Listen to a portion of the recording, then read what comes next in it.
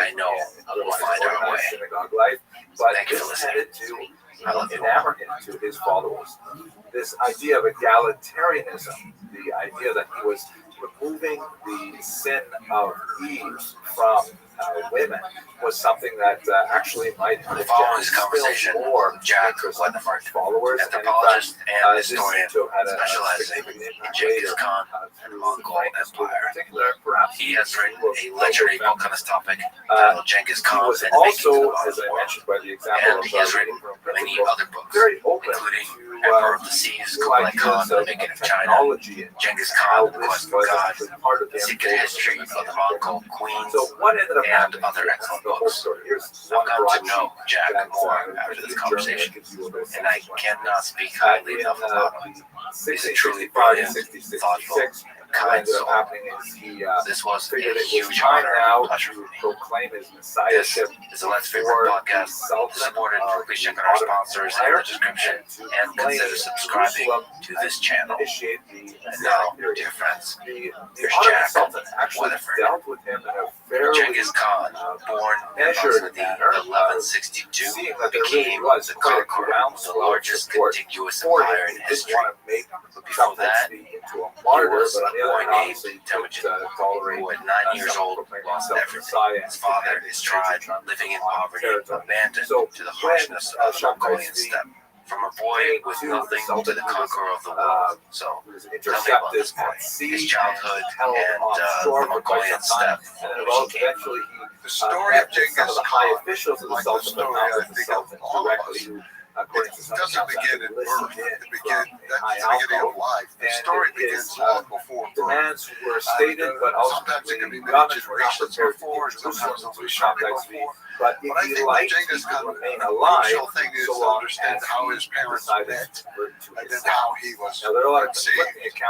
And that is, what his approach to this counter-offer was coming across the Mongol territory, and only women drove carts. Men rode horses, women also rode horses, but women owned the houses, which were gears or tents. They owned all the household equipment, and so they had to have carts for moving back and forth. The fact that a cart was moving meant that some woman was moving from one place to another. And in fact, her husband was with her. She was a new bride, and her husband was on a horse close to her.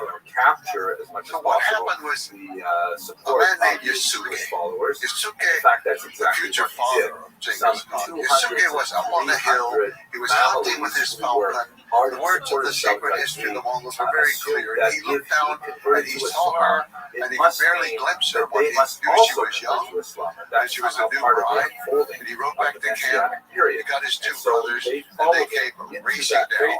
And they came, and first the husband, his wife Sarah, looked around, and he decided to flee. Not because he was a coward, but he figured he would probably pull the men after him. They would chase him, and they did. They chased him. He went far away. He circled around. He came back. He arrived back at the cart where his wife was. Her name was Erlun. And Erlun had time to think while he was riding around, being chased by the Mongols. It appears that she decided mental illness did that it's more important for him to live. And she told him when he came back, "You must flee. If you stay here, they will kill you and they will take me. But if you flee, they will take me, but you will have the chance to find another wife. There are many women in the world. You find one and you call her Erlun after my name, and you remember me when you're with her." It's a very dramatic moment. He rode away, and he looked back and forth. It's like the pigtails or braids were hanging down, were whipping back and forth from his chest to his back. He was divided, obviously, and whether he should go or stay. But the three men were approaching again, and they were headed straight for the cart this time. And they came in, and they took Erlun. She didn't say a word until her husband was over the ridge. When he was over the ridge and she could no longer see him, she began to scream and wail. One of the brothers said to her, Doesn't matter if you shake the waters out of the river and if you shake the mountains with your screaming.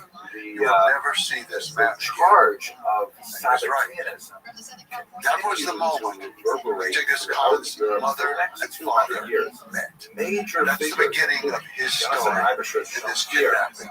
And it's going to reverberate every detail of it. Will come back again and again, not only throughout the story of the life of Genghis Khan, but it's going to continue on with the feuds and the issues caused by it, all the way into the future. To some extent, in certain parts of the world, you could say it still exists. So the meaning is fundamentally his resurrection as a mixture which is of heartbreak and dark criminal type of kidnapping. From that is conceived this conqueror of the biggest contiguous empire in history. What I was really interested in was how did this happen? Who was this person? As Wordsworth wrote in his poem, the child is father of the man, and it's the childhood that created him, and it's that episode that was before he was born, but all the things that happened throughout his childhood made him into the man that he became. And so he was now suddenly, this unusual situation was created where a child is going to be born. Hello, fellow students of Jewish history. Who's being held by strange people, online lectures that were not her people. And he already had another wife, her husband. Today I'd like to announce something. He had a wife named Sobchiko. He had already one son. Later he had another son with her. It was a very odd situation. And in fact, the father, Yesuke, wasn't even there when Temujin was born. He was off fighting the Tatars. And during this campaign against the Tatars, he killed 2 Tatars. And so to that end, I've created an online course, which is sort of massively person of iron, who would like to is what it means from the specifically to allow you to interact with the videos that are already available online, but also with some self-guided quizzes that are automatically graded, so you get a sense of how well you absorb material. Some more interactive opportunities with myself and with other members of the class. And I think most excitingly, you're going to get a good look at the draft text of each chapter as they are prepared over the next few months. And you'll be able to actually comment on the text in this course, which will give me a chance to really improve it. So when we finally go to print, it's something that is literally crowdsourced with your input, so we can create a really great history. I'm very excited with the prospect of learning what I observe in the work. Maybe I should add in some more details. What areas may be perfectly clear to me, but perhaps I'm not explaining very well. So give me a sense of how I can change perhaps the presentation material. I think it's going to be absolutely fantastic. The course material for this first course is going to cover the first volume. That is biblical Jewish history.